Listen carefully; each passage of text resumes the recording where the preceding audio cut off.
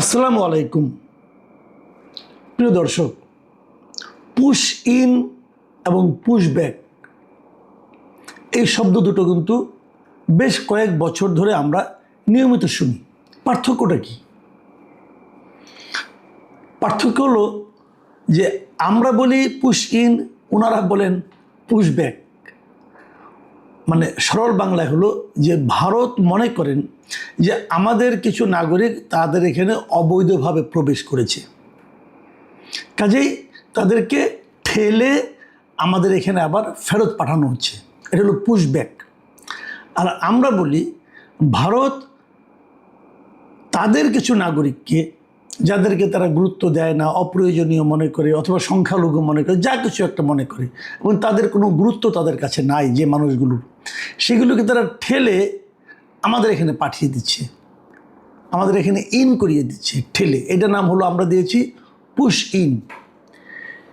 এখন কোনটা সত্য, কোনটা মিথ্যা, কোনটা সঠিক, কোনটা ব্যাঠিক, এটা নিয়ে আলোচনা আপনি করতে পারেন, কিন্তু মোদ্দা কথা হলো কিছু লোককে ওই দেশ থেকে এই দেশে পাঠিয়ে দেওয়া হয়। তারপরে এই লোকগুলো কোথায় যায়, কি করে না করে, এখানে তারা কোথায় থাকবে, যদি তাদের কোনো পরিচিত লোক না থাকে, তারা কীভাবে জীবনযাপন করবে, একদম সহায় সম্বলহীন এক কাপড়ে কিছু লোককে ঠেলে এখানে পাঠিয়ে দেওয়া হচ্ছে। এখন ভারত মনে করে যে তাদের এখানে সুবিধা পাওয়ার জন্য আমাদের এখান থেকে কিছু দরিদ্র লোক ওখানে যায়। এটা কেবল তখনই সম্ভব যদি বাস্তবে এরকম হয়, যদি ওদের এখানে কাজের সুবিধা আমাদের চেয়ে বেশি হয়, ওদের এখানে যদি আমাদের চেয়ে ইনকাম বেশি হয়, তাহলে লোভে পড়ে যায়। যেমন লোকে আমেরিকা যায়, যেমন লোকে ইউরোপে যায়, মধ্যপ্রাচ্যে যায়, লুকিয়ে চুকিয়ে যায়, কাগজপত্র ঠিক না করেই যায়। তো সেরকম হলে হতে পারতো, কিন্তু ভারতের কি অর্থনৈতিক অবস্থা তেমন যে ওখানে গেলেই সবাই চাকরি পেয়ে যাবে, ওখানে গেলেই সুখের সমুদ্র? বিষয়টা কি? তারও চেয়ে বড় ব্যাপার হলো, ধরা যাক আমাদের এখান থেকে কেউ গেল, যায় না যে একদম তা আমি বলবো না। এটা হয় কিভাবে, যে একই সীমান্ত তো খুব, মানে একই ধরনের মানুষ, কথাবার্তা, বাংলা ভাষা, আত্মীয় স্বজনও কিন্তু দুই দেশে আছে। তো আমাদের এখানে যারা হিন্দু ধর্মাবলম্বী আছেন, তাদের অনেকেই কিন্তু তাদের আত্মীয় স্বজন ভারতে আছে, এবং তারা সেই আত্মীয় স্বজনের এখানে মাঝে মাঝে বেড়াতে যান।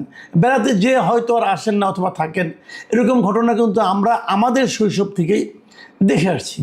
সেরকম কিছু হয়, কিন্তু আমরা আবার এটাও দেখেছি আমাদের এখান থেকে যে সমস্ত হিন্দুরা ইন্ডিয়াতে যান, তারা এত বিপুল পরিমাণে টাকা পয়সা নিয়ে যান, মানে এখানকার জমা জমি, সহায় সম্পত্তি সব বিক্রি করেই যান তারা। কারণ তারা তো এখানে একটা এস্টাবলিশমেন্টের মধ্যে ছিলেন, তাই না? তারা তো এখানে কিছু করে খেতেন, তো তারা ওখানে যান, যে তারা তো ওখানে যে ওদের অর্থনৈতিক সমৃদ্ধ করেন। আমার পরিচিত এক সাংবাদিক, আমাদের এক কলিগ ছিলেন, আমি তার নামও বলতে পারি, উনি একসময় দৈনিক বাংলায় ছিলেন, পরে জনকণ্ঠে আমার কলিগ ছিলেন, নাম হলো দিলীপ দেবনাথ। অনেক বড় সাংবাদিক ছিলেন, এবং উনি জনকণ্ঠের মফস্বল এডিটর ছিলেন। তো এই দিলীপ দাকে দেখতাম, উনি এই দেশে একা থাকতেন, এবং ওনার পুরো সংসার ইন্ডিয়াতে থাকত। দিলীপ দা মাসে যে ইনকামটা করতেন, তার অধিকাংশই, পুরোটাই প্রায় ইন্ডিয়াতে পাঠিয়ে দিতেন। এটা আমি নিজে দেখেছি। এবং দিলীপ দেবনাথকে আপনারা সাংবাদিকদের অনেকেই চেনেন, উনি খুব ডাকসাইটের রিপোর্টারও ছিলেন এক সময়। তাহলে এই যে মানসিকতাটা, এটা কিন্তু, এবং এই মানসিকতা এবং কাণ্ড কারখানা ওনার পরিবারের সবাই ইন্ডিয়াতেই ছিল, অনেক দিন ধরে ছিল। এই দেশের সহায় সম্পদ সব বিক্রি করে তারা ওখানে চলে গিয়েছিলেন, কিন্তু উনি আবার এখানে থাকতেন চাকরি করার জন্য। তো এই যে মানসিকতাটা, এটা অনেকের মধ্যে কিন্তু আছে, অস্বীকার করতে পারবেন না। কারণ তারা মনে করে এটা আর ওটা একই তো জায়গা, ওখানে আত্মীয়স্বজন আছে, এখানেও আছে, এরকম হয়। কিন্তু আমার কথাটা হলো কি, যদি কেউ এরকম পালিয়ে যায়, এবং যদি সে ওখানে যে কাগজপত্র করতে না পারে, এবং সে যদি ওখানকার নাগরিক না হয়, তার জন্য কিন্তু ইন্ডিয়ার একটা আইন আছে।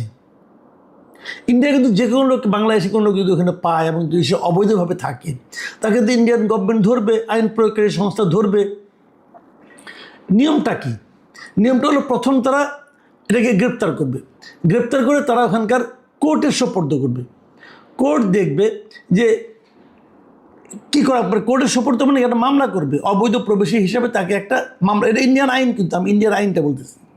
তারা একটা মামলা করবে, এবং এই মামলাটা কী হবে, পাসপোর্ট এবং ভিসা ছাড়া ওনারা ওই দেশে প্রবেশ করেছেন এই অপরাধে মামলা, অথবা ভিসার সময় অতিক্রান্ত হয়ে গেছে, উনি ওই দেশ ত্যাগ করেন নাই, এই অপরাধের কারণে মামলা হওয়ার পর আদালত তাকে দ্রুততম সময়ের মধ্যে তারা একটা বিচার করবে, বিচারকে হয়তো একটা সাজা দিবে, ধরেন 3 মাসের জেল দিল অথবা 15 দিনের জেল দিল, কোনো একটা সাজা তাকে দিবে। সাজা দেওয়ার পর, সাজা খাটার পর তারপর কি হবে? তারপর তাকে তারা একটা ডিটেনশন ক্যাম্প তারা করেছে, ডিটেনশন সেন্টারের মতো, ওরা সীমান্তবর্তী প্রায় রাজ্যে আছে, ওই ডিটেনশন সেন্টারে নিয়ে রাখবে। ডিটেনশন সেন্টারে নিয়ে রাখার পর তখন তারা যে জিনিসটা করবে, তখন তারপরে শুরু হবে কূটনৈতিক প্রক্রিয়া। তারা ইন্ডিয়ান গভর্নমেন্টও জানে, ইন্ডিয়ান গভর্নমেন্ট বাংলাদেশ, ওখানকার যে বাংলাদেশের দূতাবাস আছে তাদেরকে বলবে যে তোমার দেশে এই লোকগুলো আমাদের ডিটেনশন ক্যাম্পে আছে, তারা যে অপরাধ করেছিল, অপরাধের সাজা হয়েছে, এখন তারা ডিটেনশন ক্যাম্পে আছে, তো তোমরা এই লোকগুলিকে ফেরত নাও।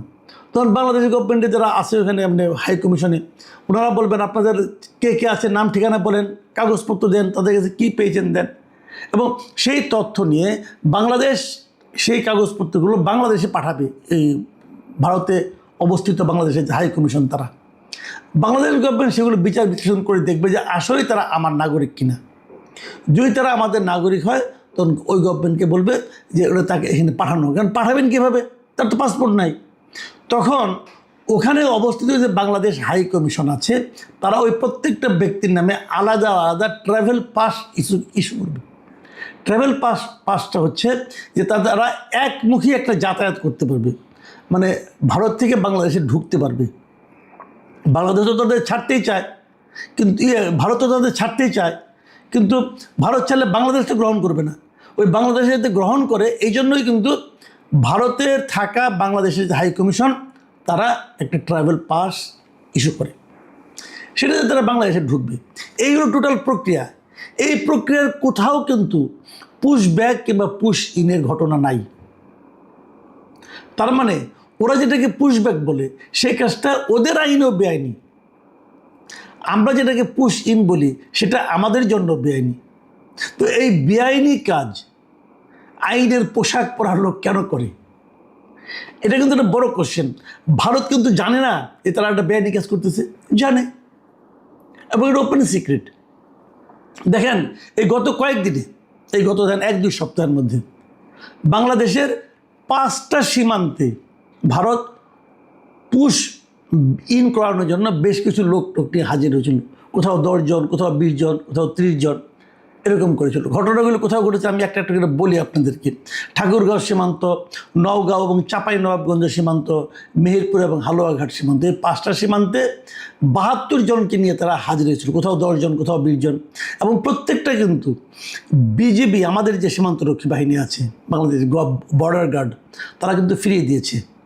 এবং এই ছবিগুলো বিভিন্ন পত্রপত্রিকা আপনারা দেখেছেন যে ওরা নিয়ে ওই বিএসএফ নিয়ে আসছে, তাদের সঙ্গে বেসামরিকভাবে কতগুলি লোক আছে, তারা নারী পুরুষ শিশু অনেক কিছু, কোনোভাবে ধাক্কে এখানে সীমান্তটা পার করে দিতে পারলেই হতো, বলতে আমরা চিনি না।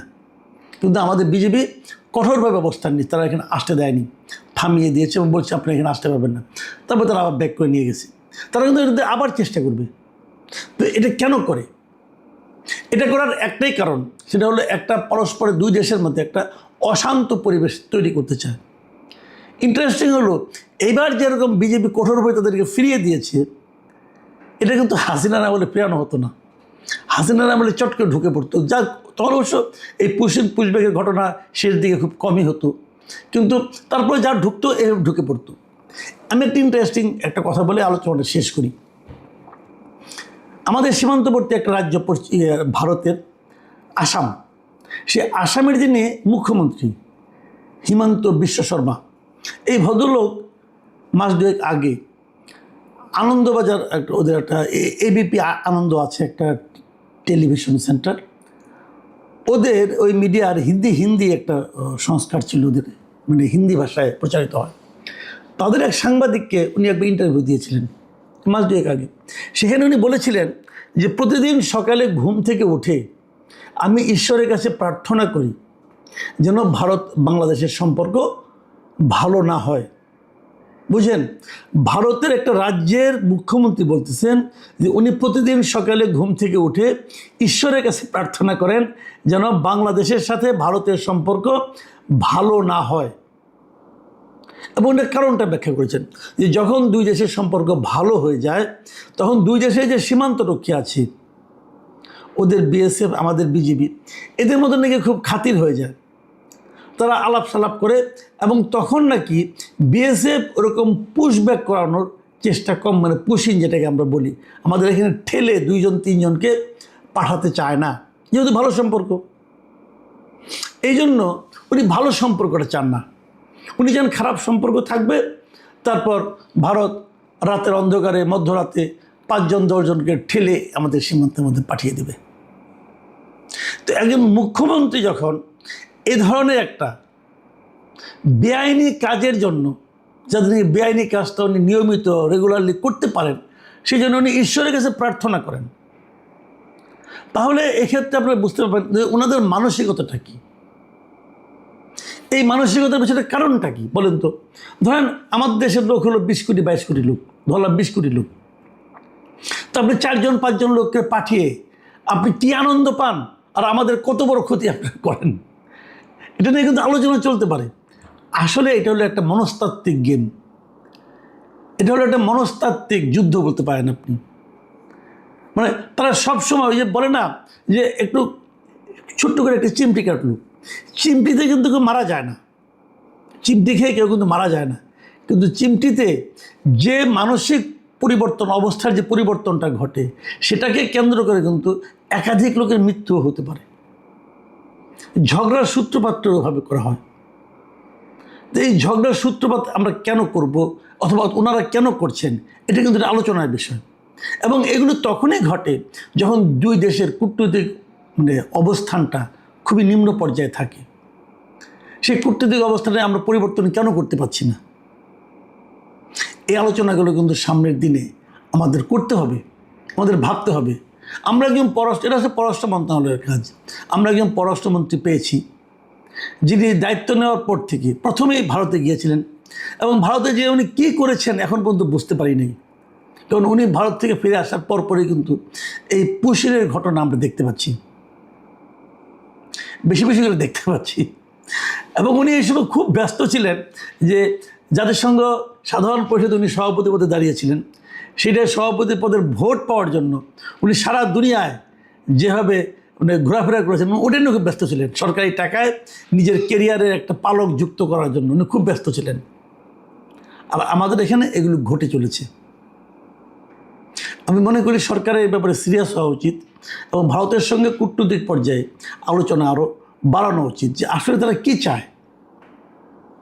প্রিয় দর্শক, আমি আশা করি আর না করি আগামী কয়েকদিন হয়তো আমাদের এই ধরনের পুশিনের ঘটনা দেখতে হবে আরও, কিন্তু সেটাকে কীভাবে থামানো যায় এবং এই থামানোর ব্যাপারে সরকার কী কী উদ্যোগ নেয়, এটা এখন দেখার বিষয়।